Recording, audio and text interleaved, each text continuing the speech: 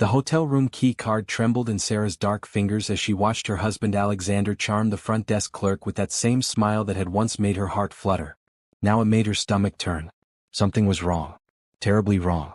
The way the clerk's eyes darted between them, the nervous laugh when Alexander mentioned their anniversary trip, the way she avoided looking directly at Sarah, it all felt rehearsed, like everyone was reading from a script except her. "Room 412, Mr. Williams," the clerk said, her voice artificially bright. "Same as always." "Same as always?" Sarah's eyebrows furrowed. This was supposed to be their first time at this boutique hotel in downtown Atlanta. Alexander had made such a big deal about finding the perfect place for them to reconnect after months of growing apart. He'd planned everything down to the smallest detail, which should have been romantic but instead felt calculated. Alexander's hand pressed against the small of her back, guiding her toward the elevator. His touch, once comforting, now felt possessive. "You're going to love this place, baby," he said, his voice smooth as silk. "I've put a lot of thought into this weekend." The elevator ride to the 4th floor was silent except for the soft jazz playing overhead. Sarah stared at their reflection in the polished steel doors. At 32, she was still striking, smooth brown skin, natural hair pulled back in an elegant bun, wearing the emerald dress Alexander had insisted she pack. But her dark eyes looked tired, older than her years. When had she started looking so worn down? Alexander, on the other hand, looked exactly the same as when they'd met 5 years ago. Tall, confident, with those piercing blue eyes and perfectly styled brown hair. He carried himself like a man who owned the world, and for a long time, Sarah had believed he could give her anything she wanted. Now she wondered what the real price had been. Room 412 was beautiful, floor-to-ceiling windows overlooking the city, a king-sized bed with crisp white linens, fresh roses on the nightstand. It was exactly the kind of romantic setting that should have made her feel special. Instead, it felt like a stage set, too perfect, too planned. "I'm going to grab some ice," Alexander announced, already heading for the door. "Why don't you get comfortable?" Sarah nodded, but as soon as the door clicked shut, she felt like she could breathe again. She walked to the window, looking out at the city lights beginning to twinkle in the evening dusk. Something was eating at her, a feeling she couldn't shake.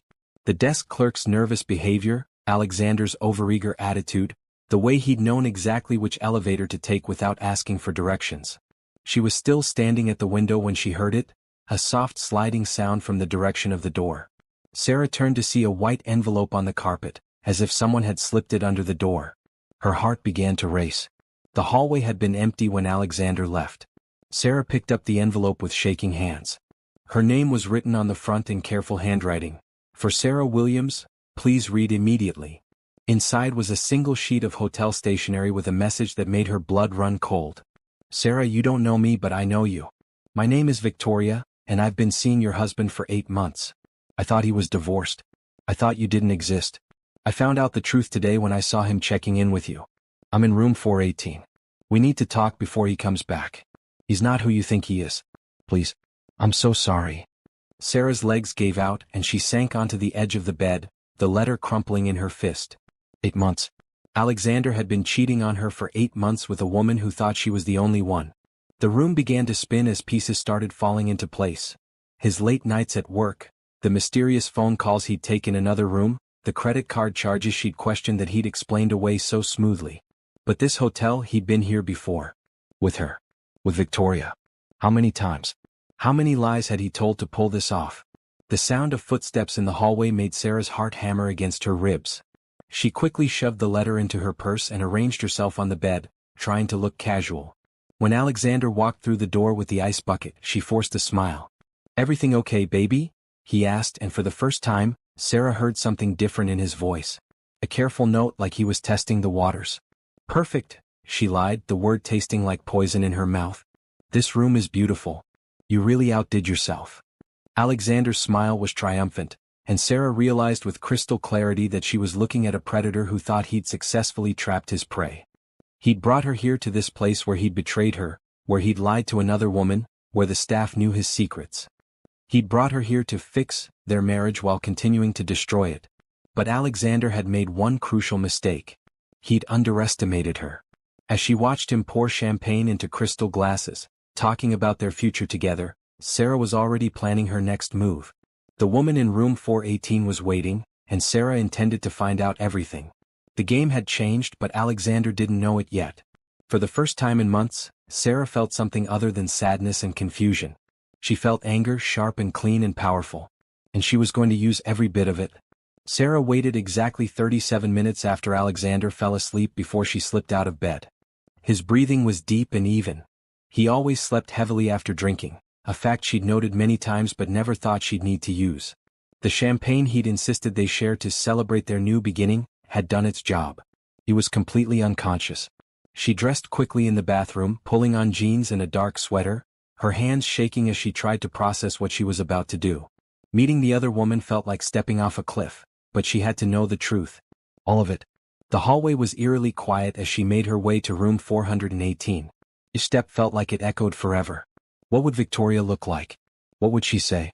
How do you talk to the woman your husband has been cheating with when she didn't even know he was married? Sarah knocked softly, 3 quick taps. The door opened immediately as if Victoria had been waiting right behind it. The woman who stood before her was nothing like what Sarah had expected. Victoria was petite and blonde, probably in her late 20s, with red-rimmed blue eyes and an expression of pure devastation. She looked like she'd been crying for hours. Sarah? Victoria's voice was barely a whisper.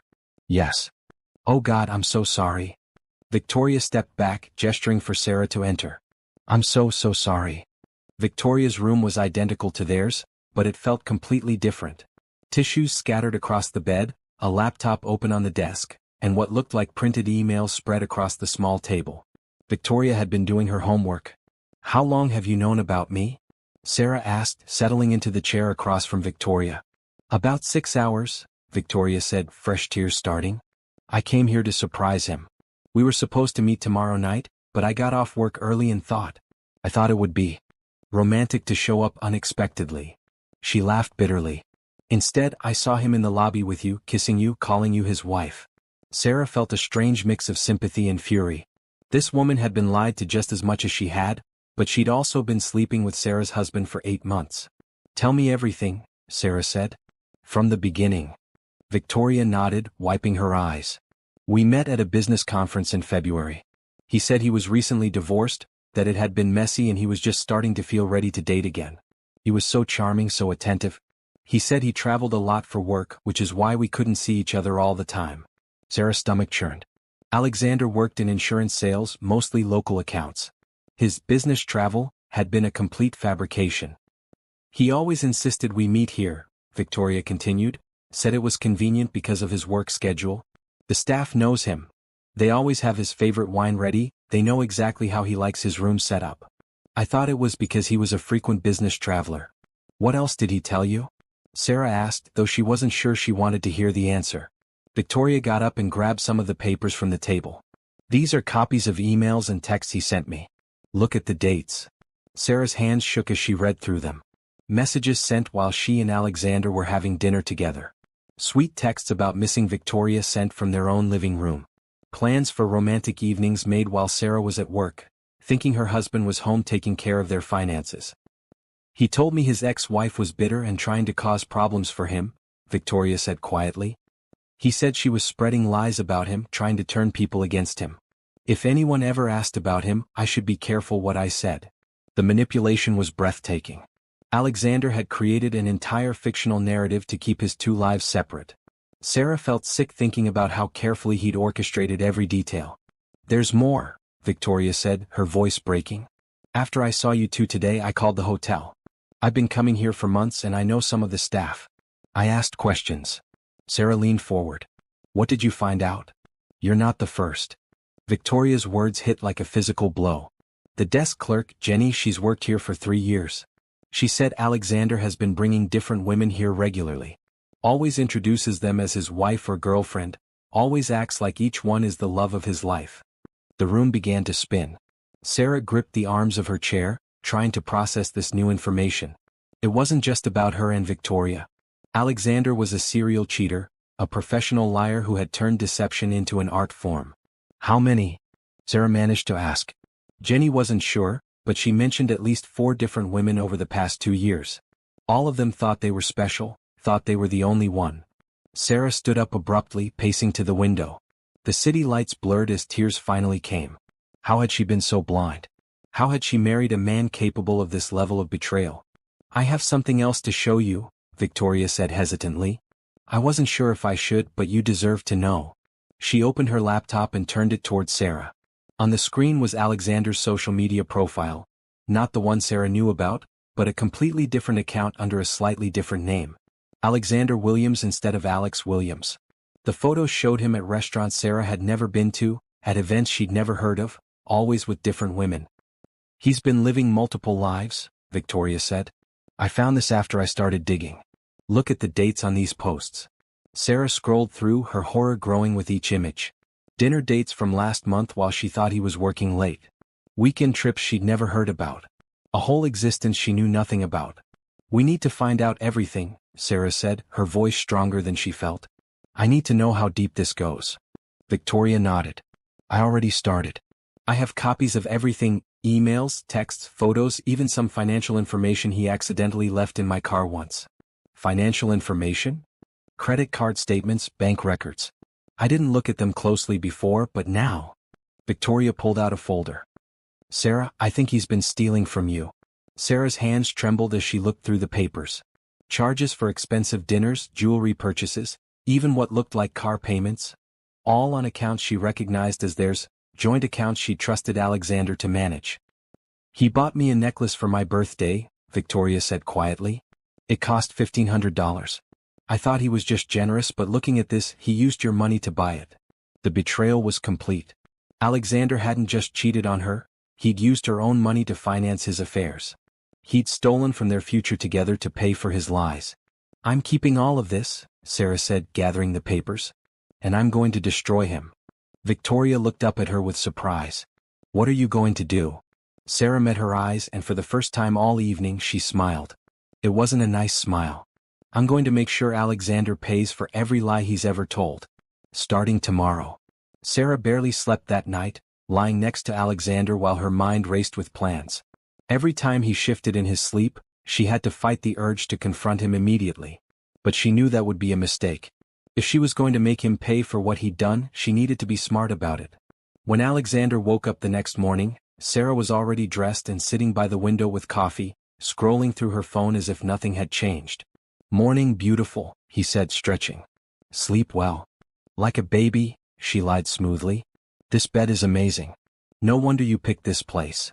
Alexander's smile faltered for just a fraction of a second, but Sarah caught it. He was nervous. Good. I thought we could have breakfast in bed, he suggested, moving toward her. Start the day right. Actually, I'd love to explore the hotel a bit, Sarah said, standing up. Maybe grab breakfast downstairs? I want to see what makes this place so special to you. She watched Alexander's face carefully. The flash of panic was unmistakable. The restaurant isn't that great, he said quickly. Room service is much better. More private. Sarah tilted her head, pretending to consider this. But I love meeting new people, learning about places. Come on, it'll be fun. Before Alexander could protest further, Sarah was already heading for the door. She could feel him behind her, could sense his discomfort, and it gave her a twisted sense of satisfaction. The hotel restaurant was elegant but cozy, with soft lighting and fresh flowers on every table. The hostess, a middle-aged woman with kind eyes, greeted them with professional warmth. Good morning, Mr. Williams, she said to Alexander, then turned to Sarah with a slightly confused expression. And good morning to you as well. Thank you, Sarah said brightly. This place is lovely. My husband tells me you take wonderful care of your regular guests. The hostess glanced between them, clearly unsure how to respond. We certainly try to make everyone feel welcome. As they were seated, Sarah noticed the waitstaff exchanging glances. Alexander was quiet, studying his menu with unusual intensity. Sarah decided to push a little harder. Excuse me, she called to their waiter, a young man who'd been stealing glances at their table. I'm curious. My husband has been raving about this place for months. What makes it so special for couples? The waiter looked distinctly uncomfortable. Well, we pride ourselves on discretion and excellent service for all our guests. Discretion, Sarah repeated thoughtfully. That's interesting. What kind of discretion? Alexander's hand shot across the table to cover hers. Sarah, let's just order. I'm starving. But Sarah wasn't done. She smiled at the waiter, who looked like he wanted to disappear. Have you seen my husband here before? He says he's been coming here for business, but I don't think I've ever been mentioned. The waiter's eyes darted to Alexander, who was now gripping his menu so tightly his knuckles were white. I'm not sure. We see a lot of guests. Of course, Sarah said sweetly. I'm sure you do. After they ordered, Sarah excused herself to use the restroom. Instead, she found the hostess station and waited for the woman who'd seated them. Excuse me, Sarah said quietly. I need to ask you something, and I need you to be honest with me. The hostess looked around nervously. Is everything all right? My husband, Mr. Williams, has he been here before? The woman hesitated, then nodded slowly. With other women? Another pause, then another nod. How many times? Ma'am, I'm not supposed to. Please, Sarah said, her voice breaking slightly. I just found out he's been cheating on me. I need to know how bad it is. The hostess's expression softened with sympathy. Often, she said quietly. Different women always introduces them the same way. We always wondered, but it's not our place to. I understand, Sarah said. Thank you for being honest.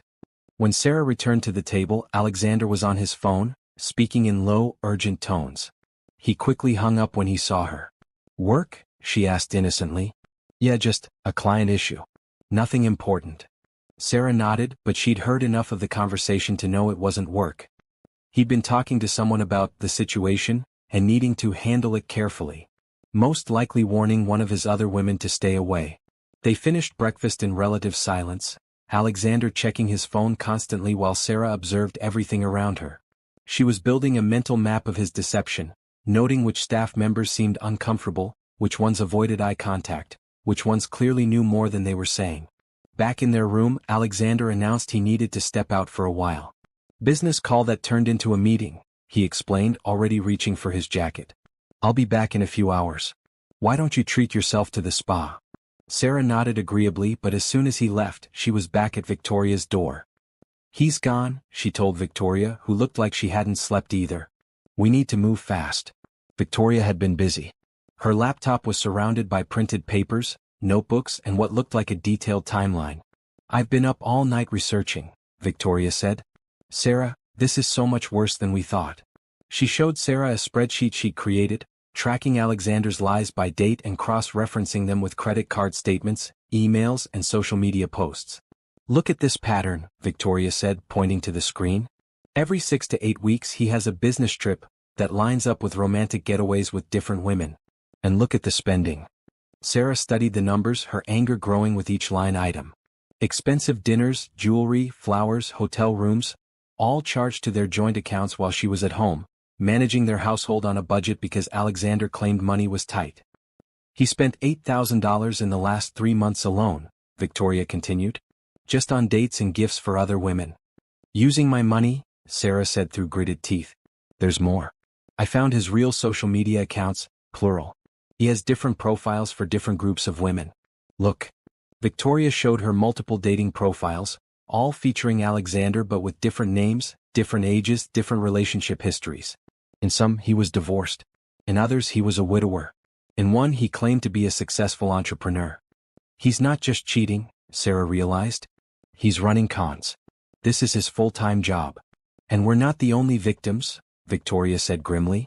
I found a forum online where women share stories about men who scam them romantically. 3 different women posted about someone matching Alexander's description and methods. Sarah felt sick. How many women had he hurt? How many lives had he damaged with his lies? We need to contact them, Sarah said. All of them. If we're going to take him down, we need everyone. Victoria nodded. I already started reaching out. 2 of them responded. They want to help. Sarah's phone buzzed with a text from Alexander. Meeting running long. Might not be back until evening. Miss you already. Sarah showed the message to Victoria, who rolled her eyes.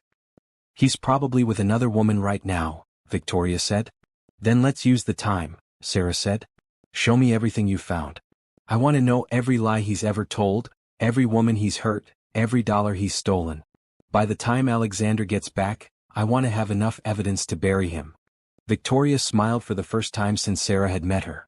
Now you're talking. Sarah spent the afternoon in Victoria's room, going through documents that painted a picture of deception so complete it took her breath away. With each new piece of evidence, she felt like she was looking at a stranger instead of the man she'd been married to for 3 years.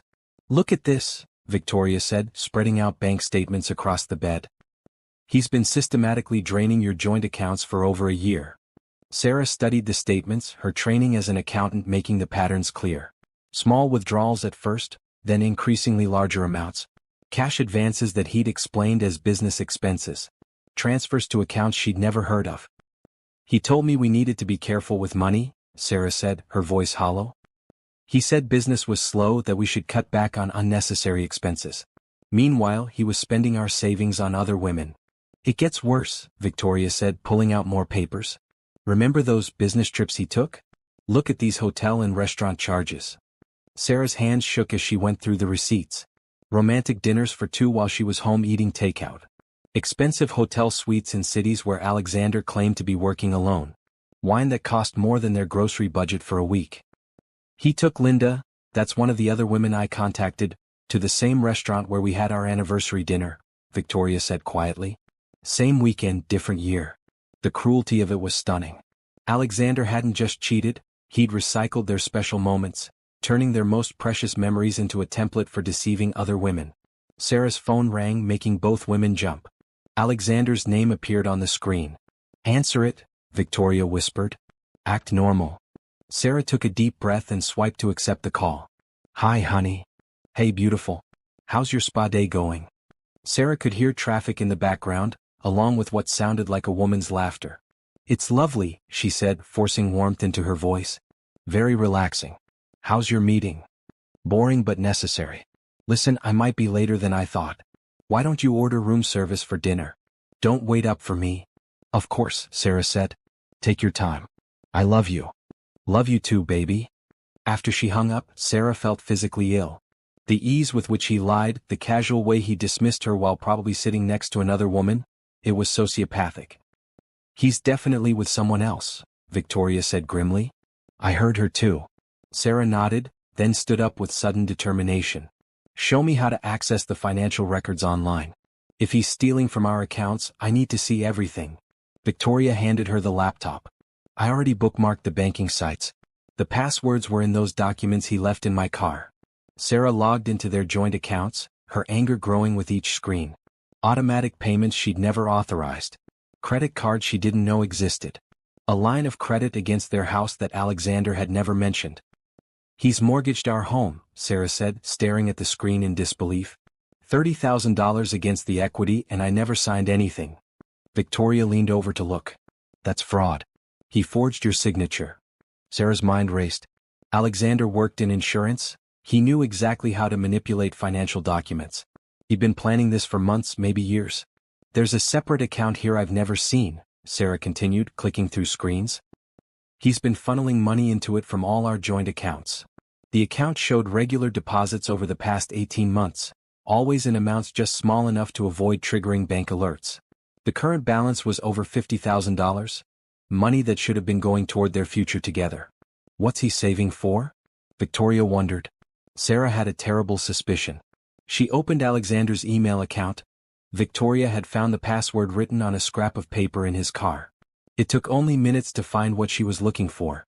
Travel confirmations, Sarah said, her voice barely a whisper. He's been planning to leave the country. The emails showed flight reservations to several different countries, all refundable, all for dates in the next few months. Hotel reservations in places where extradition would be difficult. He's going to disappear, Victoria said. Take all the money and vanish. Sarah felt a cold clarity settle over her. Alexander wasn't just a cheater. He was a criminal who'd been systematically stealing from her while planning his escape. Every romantic gesture, every promise about their future, every time he'd held her and told her he loved her, it had all been part of an elaborate con. Not if I stop him first, Sarah said.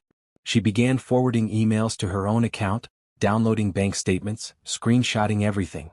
If Alexander thought he could destroy her financially and disappear, he was about to learn how wrong he was.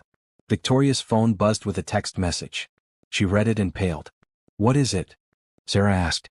It's from Linda, one of the other women. She says Alexander just called her, told her he might have to leave town suddenly for business. He wanted to see her tonight. Sarah's jaw tightened. While she was uncovering his crimes, Alexander was making his rounds, probably collecting money and saying goodbye to his victims before making his escape. How many accounts do you think he has? Sarah asked, turning back to the laptop. Let me check something, Victoria said, pulling out her own phone. He gave me his Netflix password once. Men always use the same passwords for everything. She was right.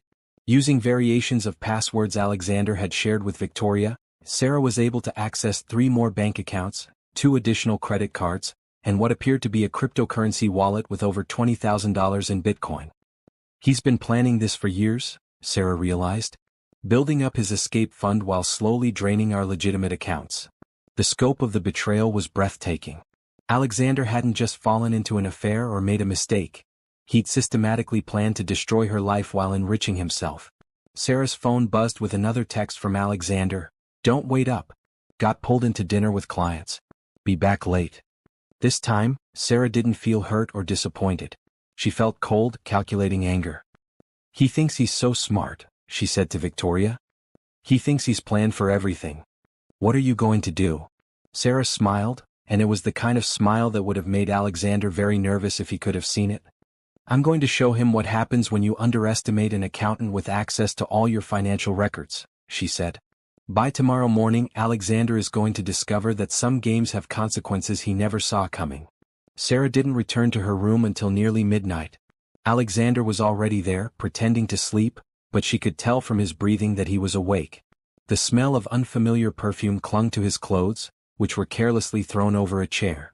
She showered and slipped into bed beside him, her skin crawling at the proximity. But she forced herself to remain calm, to breathe evenly, to play the role of the unsuspecting wife for just a little longer.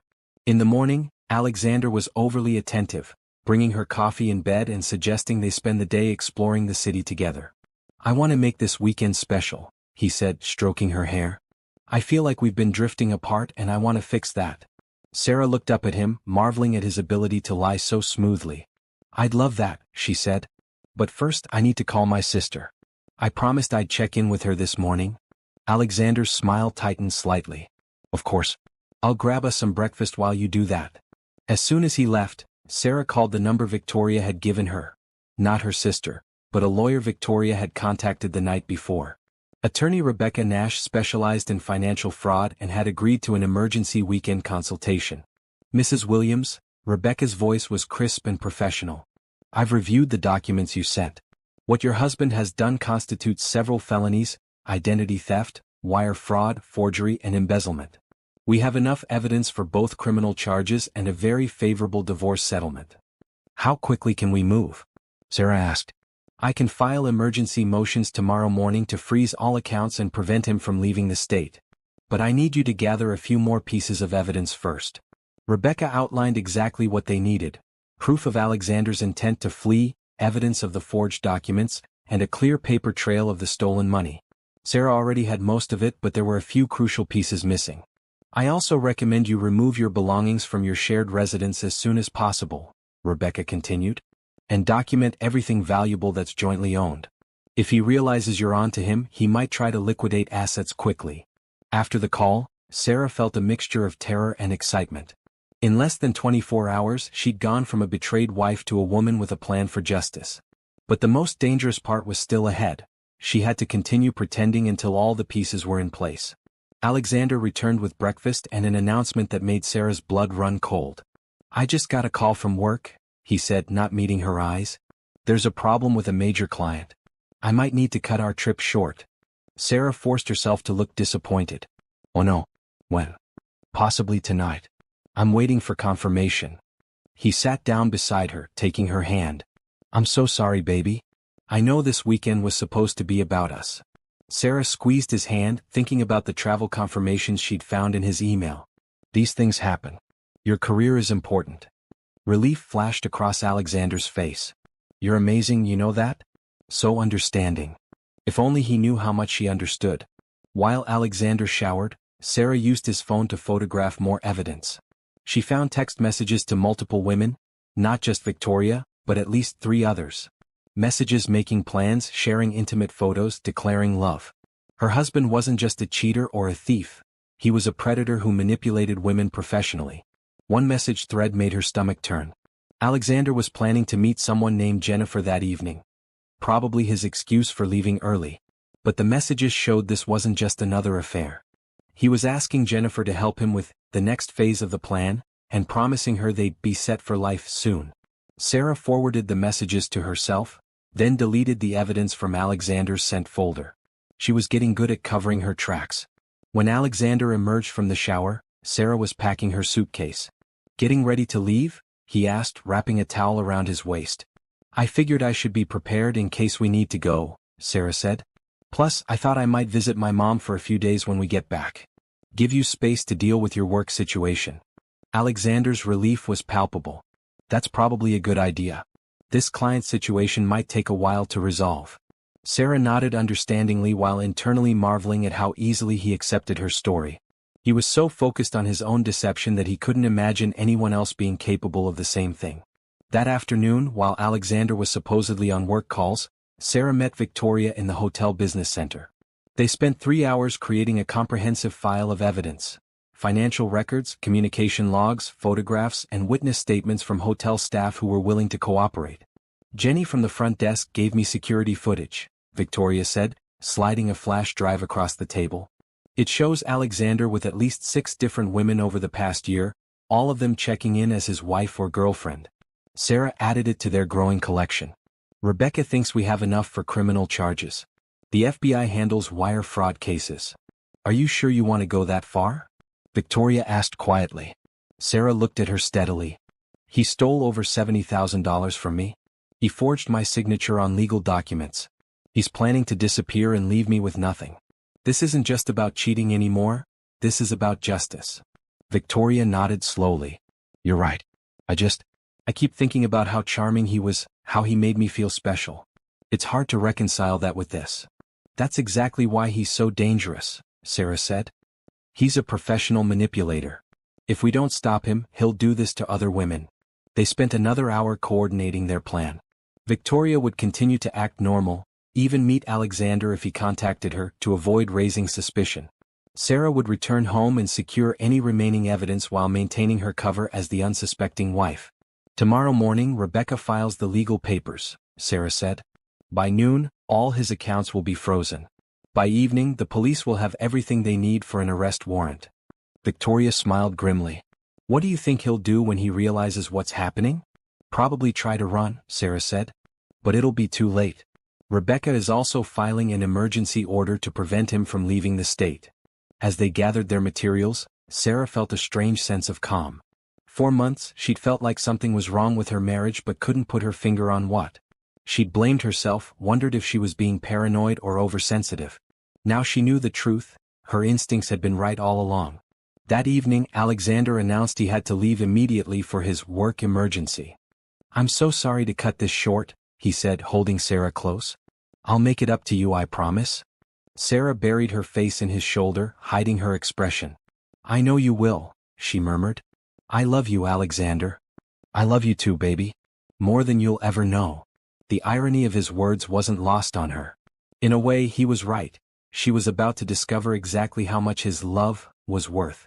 After Alexander left, supposedly for the airport, Sarah used the hotel's business center to make one final call to Rebecca. "Everything's in place," the lawyer confirmed. "The emergency motions will be filed first thing Monday morning. I've also contacted the FBI's Financial Crimes Unit. They're very interested in your case." "What should I expect?" Sarah asked. "Chaos," Rebecca said honestly. "When Alexander realizes what's happening, he'll probably try to contact you. He might be angry, he might try to manipulate you, he might even threaten you. Don't engage. Don't answer his calls. Let everything go through me." Sarah took a deep breath. "I'm ready." "Good." "Sarah, what you've uncovered is remarkable. Most victims of this type of fraud never get justice because they don't have the evidence you've gathered. You should be proud of yourself." After hanging up, Sarah sat in the quiet business center, processing the magnitude of what was about to happen. In less than 12 hours, Alexander's carefully constructed world of lies would come crashing down. All his victims would finally get justice. She thought about the woman she'd been just 3 days ago, confused, hurt, wondering what was wrong with her marriage. That woman had felt powerless, diminished, somehow inadequate. But the woman sitting in this chair had methodically dismantled a criminal enterprise. She'd gathered evidence, built alliances, and constructed an airtight case for justice. She discovered strength she never knew she had. Sarah's phone buzzed with a text from Alexander. Flight delayed. Miss you already. Can't wait to get this work situation resolved so we can focus on us. Instead of the usual stab of loneliness his absence used to cause, Sarah felt nothing but cold satisfaction. Let him think he was in control for a few more hours. Let him believe his lies were still working. Tomorrow, Alexander would learn what happened when you underestimated the wrong woman. Sarah drove home from Atlanta in a daze, her mind cycling between rage and disbelief. Their house, the house Alexander had secretly mortgaged, looked exactly the same as when they'd left 2 days ago. The garden she'd planted, the porch swing they'd bought together, the mailbox with both their names on it. Everything looked normal, but nothing would ever be the same. She spent Sunday gathering the last pieces of evidence Rebecca needed and securing her personal belongings. Every item she touched felt contaminated by Alexander's lies. The wedding photos on the mantel, the furniture they'd picked out together, even the coffee mug he'd given her last Christmas. All of it was purchased with stolen money, tainted by deception. Victoria called that evening. He texted me, she said. Wants to meet tomorrow night. He said he has big news to share with me. Probably planning to tell you he's leaving town, Sarah said grimly. His flight reservations show him leaving Tuesday morning. Should I meet him? Sarah considered this. Yes, but somewhere public. Record everything if you can. The more evidence we have of his intent to flee, the stronger our case becomes. Monday morning arrived gray and cold. Sarah called in sick to work, then drove to Rebecca's office. The lawyer's downtown Atlanta office was all glass and steel, projecting exactly the kind of competence Sarah needed. The motions have been filed, Rebecca announced as soon as Sarah walked in.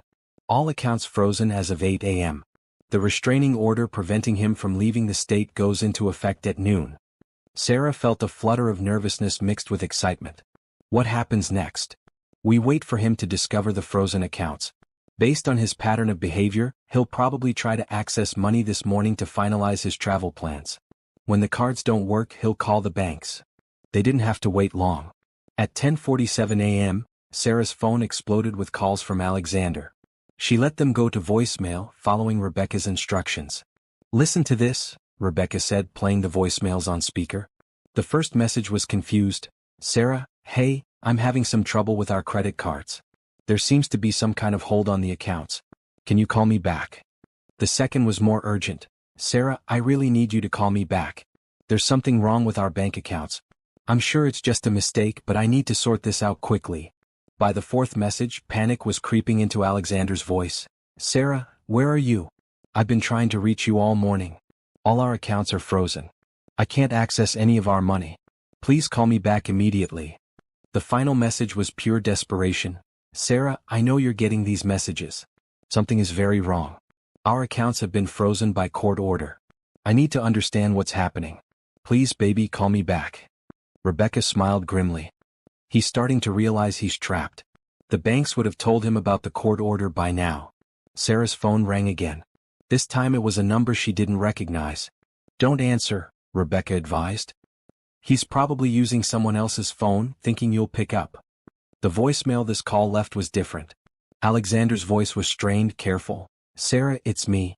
I borrowed someone's phone because I thought maybe something was wrong with mine. There's been some kind of mistake with our accounts. I really need to talk to you. I'm coming home. We need to figure this out together. Now comes the dangerous part, Rebecca said. He's realized he's been caught, but he doesn't know how much you know. He'll try to manipulate you, convince you it's all a misunderstanding. I won't be there when he gets home, Sarah said firmly. Good. I've arranged for you to stay at a secure location until this is resolved. We should also discuss having someone present when you eventually retrieve your belongings. Sarah's phone buzzed with a text from Victoria. He just canceled our meeting. Said something urgent came up. He sounded panicked. Sarah showed the message to Rebecca, who nodded.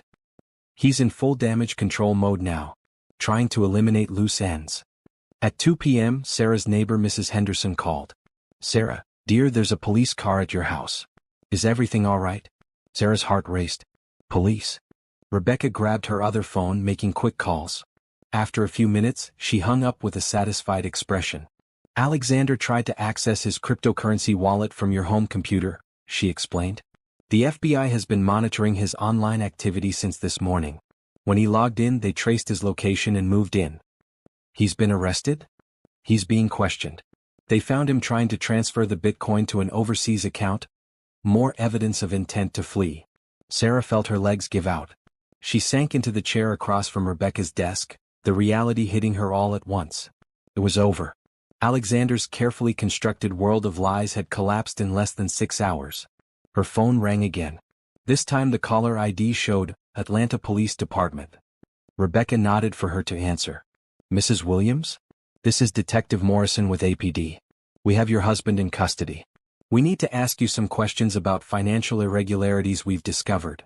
She'll cooperate fully, Rebecca said, taking the phone. But any questioning will be done with her attorney present. After Rebecca scheduled the police interview, she turned back to Sarah. How do you feel? Sarah considered the question. Empty, she said finally. I thought I'd feel victorious or relieved, but I just feel empty. That's normal, Rebecca assured her. You've just discovered that 3 years of your life were built on lies. It's going to take time to process that. Sarah's phone buzzed with another text, this one from an unknown number. Sarah, it's Alexander. They let me make one call. This is all a huge misunderstanding. Please don't believe what they're telling you. I love you. I can explain everything. Please. Sarah showed the text to Rebecca, who shook her head. Block the number. He'll keep trying to manipulate you until the very end. What happens next? Sarah asked. Tomorrow we start the divorce proceedings. Based on the evidence we have, you'll retain the house, recover the stolen money, and probably receive additional damages. Criminally, Alexander is looking at federal charges that could mean years in prison. Sarah nodded, still feeling strangely detached from it all. And the other women? Victoria and the others will be key witnesses in the criminal case. They're victims too, and their testimony will ensure Alexander faces the full consequences of his actions. As Sarah left Rebecca's office that afternoon, she realized she had nowhere to go. The hotel Rebecca had arranged felt temporary, impersonal. Her house was a crime scene. Her old life was over, but her new one hadn't begun yet. But for the first time in months, Sarah felt like she could breathe. The constant, nagging feeling that something was wrong had finally been explained. She wasn't crazy, she wasn't paranoid, she wasn't inadequate. She'd been living with a criminal who was skilled at making his victims doubt themselves. Now Alexander would face justice, and Sarah would rebuild her life on her own terms. The next morning, Sarah sat in a hotel room across town, watching the local news coverage of Alexander's arrest. The reporters stood in front of their house, her house now, describing it as the center of a sophisticated financial fraud scheme. Alexander Williams, 34, was arrested yesterday on federal charges of wire fraud, identity theft, and embezzlement, the reporter announced. Authorities say Williams systematically defrauded multiple victims, including his own wife, out of hundreds of thousands of dollars over a 3-year period. Sarah turned off the television. Seeing their life reduced to a news story felt surreal, but there was satisfaction in knowing Alexander's crimes were now public knowledge. Her phone had been buzzing all morning with messages from friends and family who'd seen the news. Sarah ignored most of them. She wasn't ready for sympathy or explanations yet. But one call she did take was from Victoria. Are you okay? Victoria asked immediately. I think so, Sarah said. You? Better than I expected. I gave my statement to the FBI yesterday. They said there are at least 8 other women ready to testify against him. 8 other women. Sarah felt sick thinking about how many lives Alexander had damaged. There's something else, Victoria continued. That woman Jennifer, the one he was texting about helping with his plan? She contacted me. She wants to meet with both of us. Sarah was curious despite her exhaustion. What does she want? She says she has information about other schemes Alexander was running. Apparently, this wasn't his first time doing this. An hour later, Sarah found herself in a coffee shop downtown, sitting across from a woman who looked hauntingly familiar. Jennifer was in her 40s, well-dressed but with the same hollow expression Sarah recognized from her own mirror.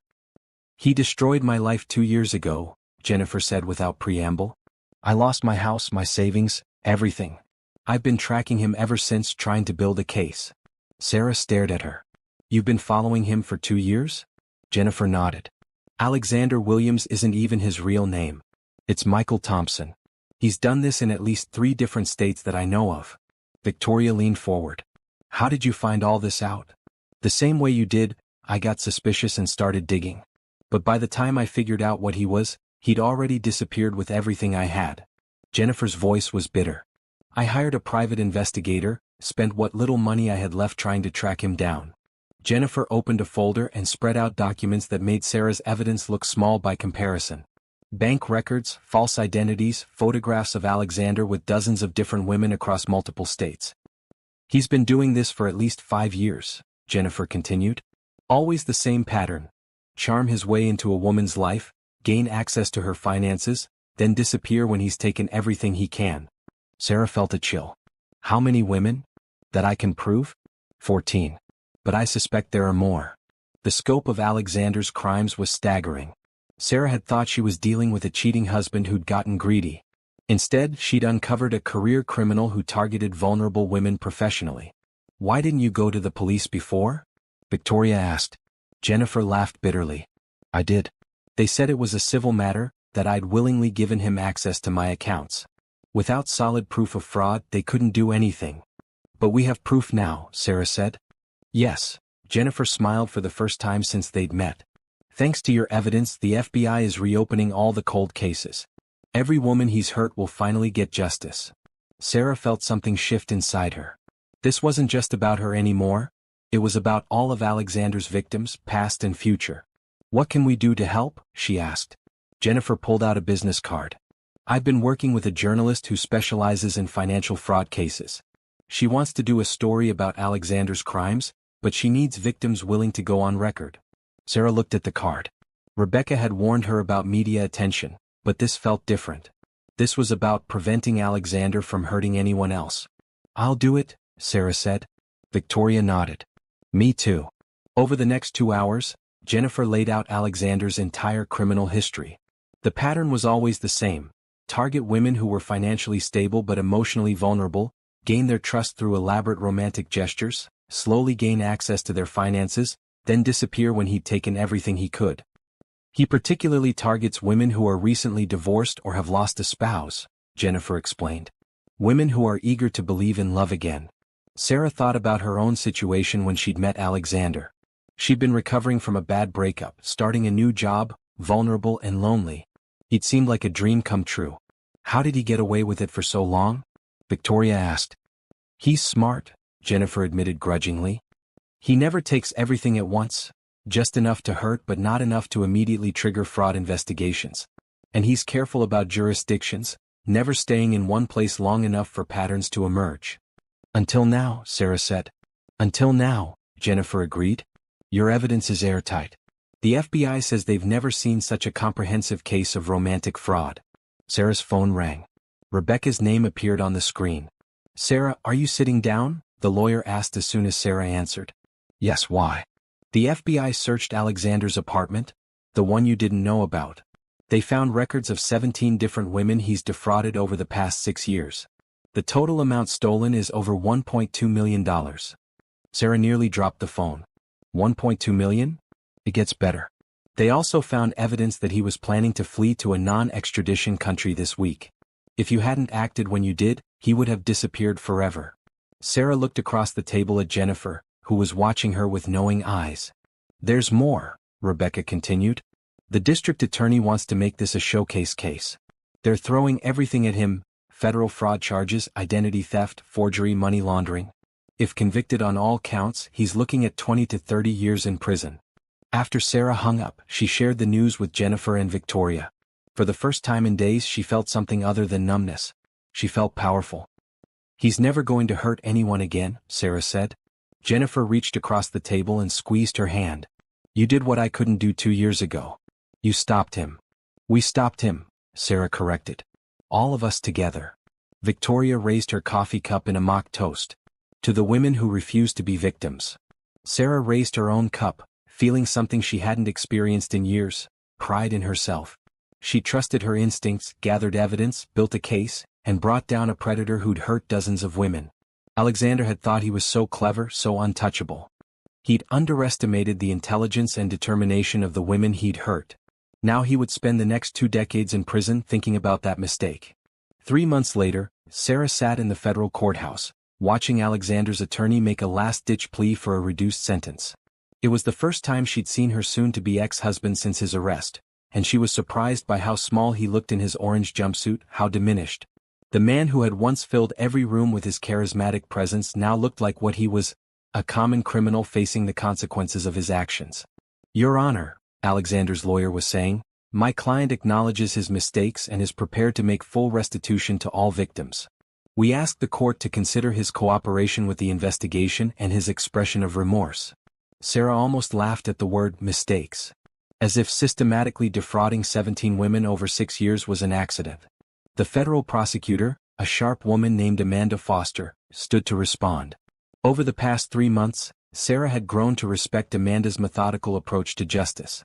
"Your Honor, the defendant's cooperation came only after he was caught red-handed attempting to flee the country with over $1.2 million in stolen funds," Amanda said. His remorse emerged only when he realized the overwhelming evidence against him made denial impossible.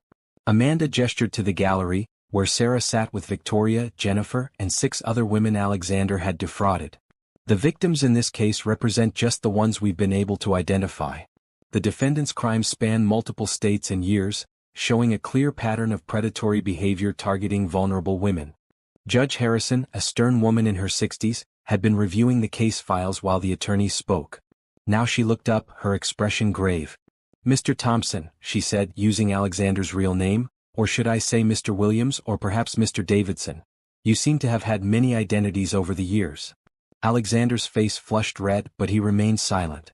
"I've reviewed the evidence in this case extensively," Judge Harrison continued. "The level of premeditation and manipulation you displayed is frankly sociopathic. You didn't just steal money, you stole trust, security, and years of these women's lives." The judge looked directly at Sarah and the other victims. "These women showed remarkable courage in coming forward and providing the evidence needed to stop you. Their actions will prevent you from harming others in the future." Sarah felt tears prick her eyes. After months of legal proceedings, media attention, and endless questions, it was finally coming to an end. On the federal charges of wire fraud, identity theft, and money laundering, Judge Harrison announced, "I sentence you to 25 years in federal prison, with no possibility of parole for 15 years. A collective sigh of relief went up from the victims section. Sarah felt Victoria grab her hand, squeezing tight. "Additionally," the judge continued, "you will pay full restitution to all identified victims, plus damages and court costs. Your assets will be liquidated to begin immediate repayment." Alexander's shoulders slumped. His careful plans, his stolen money, his multiple identities, all of it had been stripped away, leaving him with nothing but decades in prison to contemplate his crimes. As the bailiff led Alexander away, he turned to look back at the gallery one last time.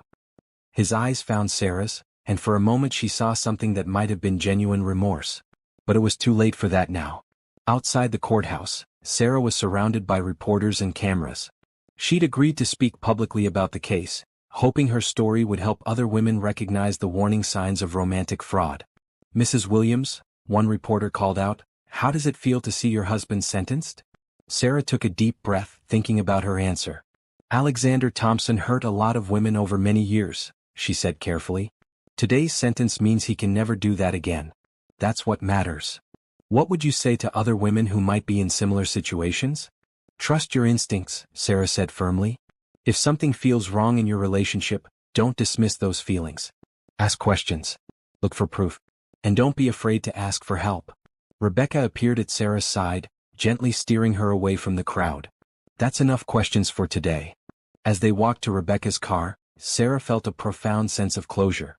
The legal battle was over. Alexander would spend the next quarter-century in prison.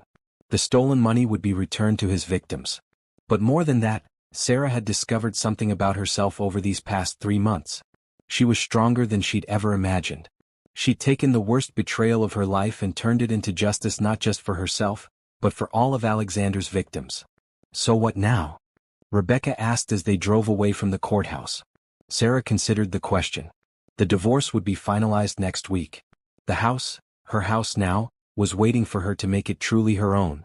She had her job, her friends, her future. "Now I rebuild," Sarah said. "On my own terms this time." Rebecca smiled. "You know, in 20 years of practicing law, I've never seen a victim turn the tables so completely on their abuser. You should be proud of what you've accomplished." Sarah was proud. For the first time in her adult life, she trusted herself completely. She'd listened to her instincts, gathered evidence, built alliances and seen justice through to the end. Alexander had tried to destroy her, but instead, he'd revealed her own strength. That was a gift she wouldn't have chosen, but one she was grateful to possess. As Rebecca's car pulled into traffic, Sarah looked back at the courthouse one last time. Somewhere in that building, Alexander was beginning his journey to federal prison. His victims were finally free to heal and move forward. Justice, Sarah reflected, was a beautiful thing. 6 months after Alexander's sentencing, Sarah stood in her kitchen. Truly her kitchen now, making coffee and watching the sunrise through windows she'd had cleaned for the first time in years.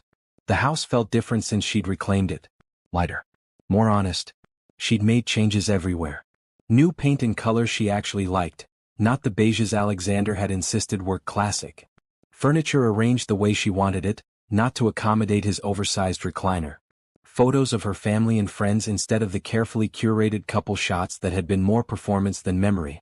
The financial restitution had been processed last month. Sarah had recovered not just the money Alexander stole, but additional damages that left her in better financial shape than she'd been in years. She'd used part of it to pay off the house completely, ensuring she'd never again be vulnerable to someone else's financial manipulation. Her phone buzzed with a text from Victoria. "Coffee later? I have news." Sarah smiled, typing back, "Absolutely. Can't wait to hear."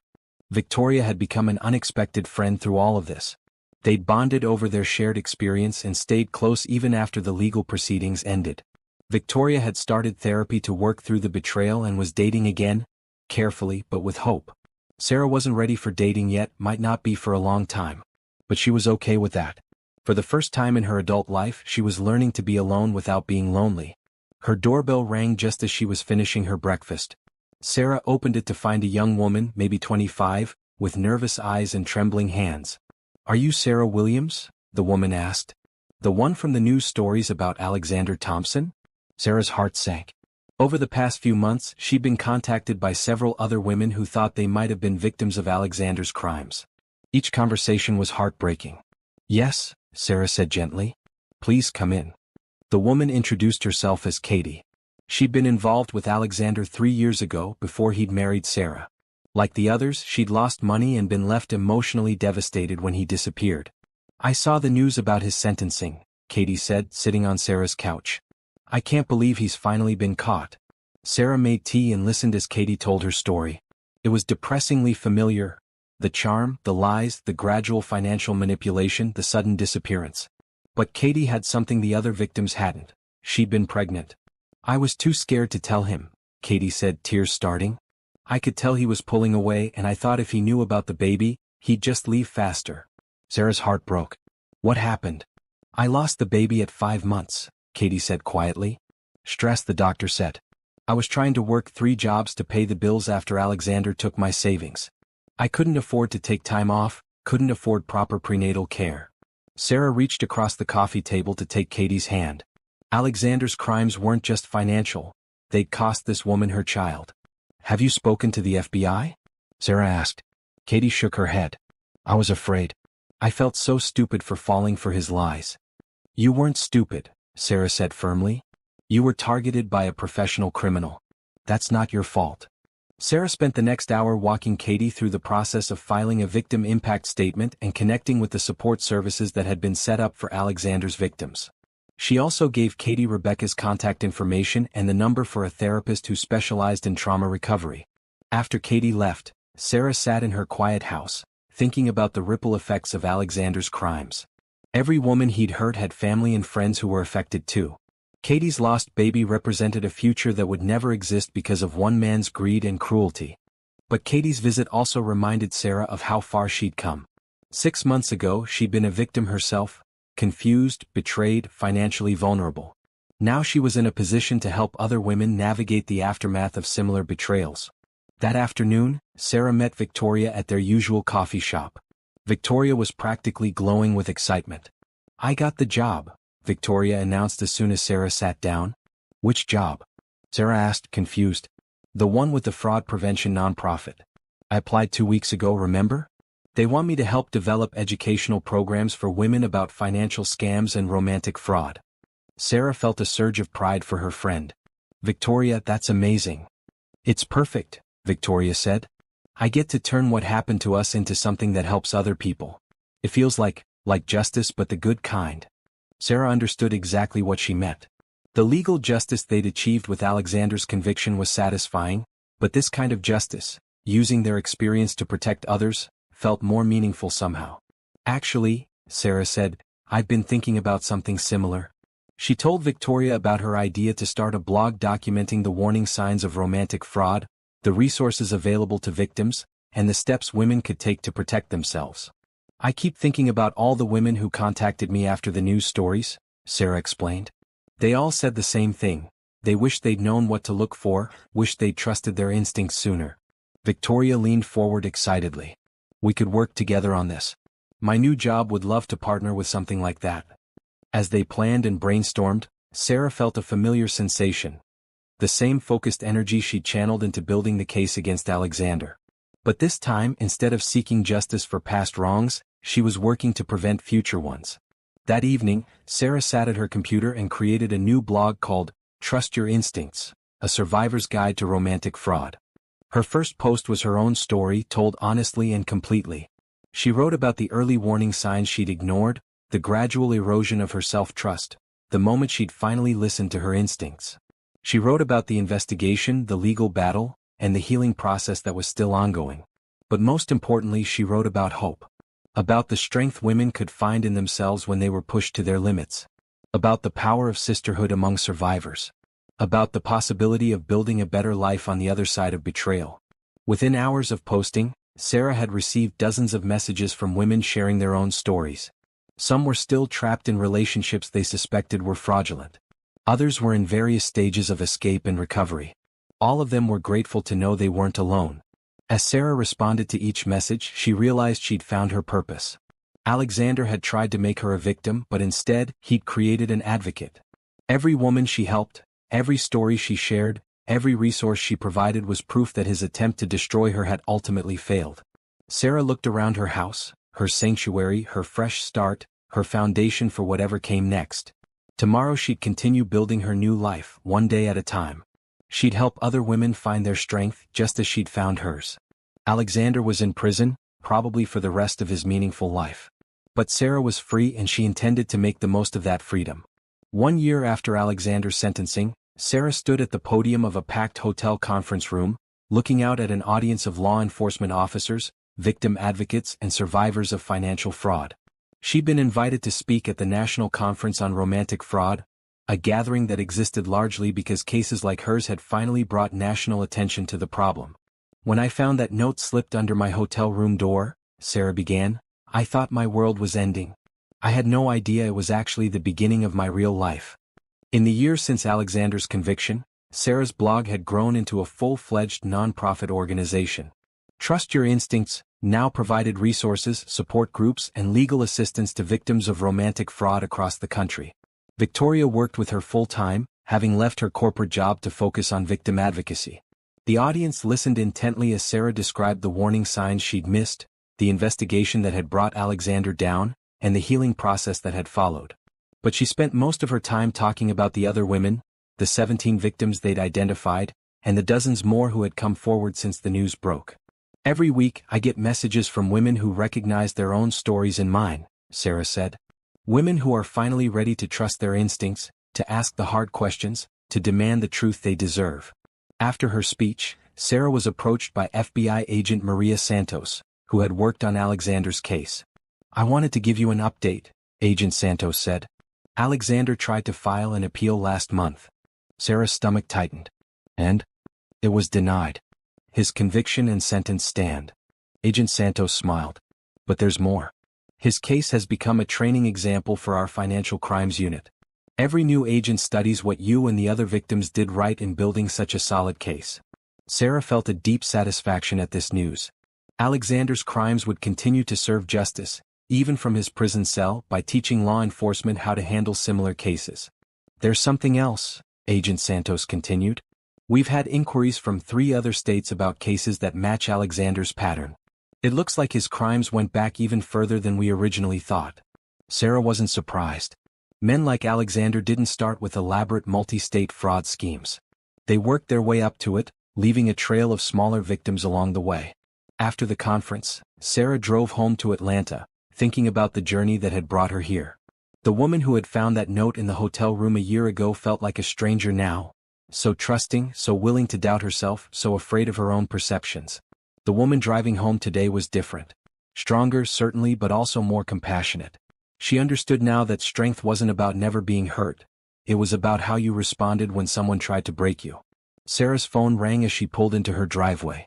Rebecca's name appeared on the screen. "I have news," the lawyer said without preamble. "Remember how we were never able to recover all the stolen funds because some of it was hidden in accounts we couldn't trace?" "Yes," Sarah said, her heart racing. "The FBI found them. Alexander had cryptocurrency wallets and offshore accounts we didn't know about. The total recovery is going to be about $300,000 more than we expected." Sarah nearly dropped her phone. That's incredible." "It gets better," Rebecca continued. "Since you were the primary victim and the one whose evidence broke the case open, you're entitled to the largest share of the recovery." After hanging up, Sarah sat in her car for a long moment processing this news. The money was wonderful, but what struck her more was the completeness of the justice. Alexander had hidden